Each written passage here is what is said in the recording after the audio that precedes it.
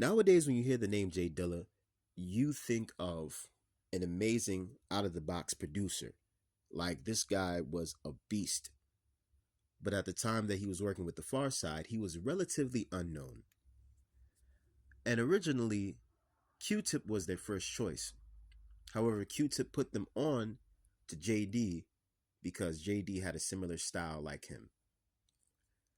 And so Jay Dilla ended up producing 5 tracks on the Lab Cabin California album.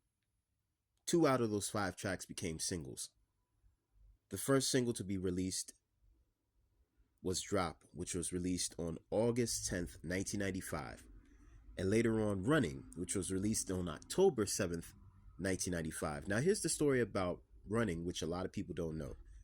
So basically, JD was in the studio with the group. He finished producing the track. So all of the group members decided to go out to McDonald's to get some fast food. But Fat Lip stays behind with the engineer. The engineer on this track was Tim Latham. So Fat Lip and Tim, they're chilling in the studio.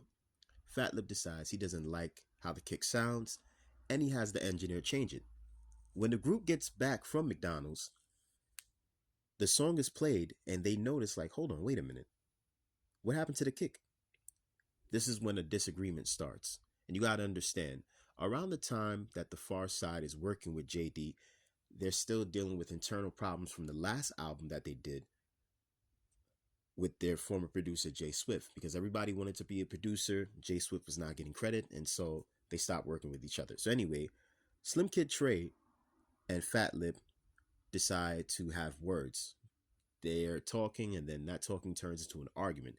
The next thing you know, a fist fight happens right outside of the studio, and their manager has to break them apart. And so JD was asked to reproduce the kick drum. He had no problem with it because he was just happy to be working with a group. And so by hand, because back then there was no Reason, no Cubase, none of these programs where you quantize and you put a block next to a block next to a block. None of that. None of that quantization.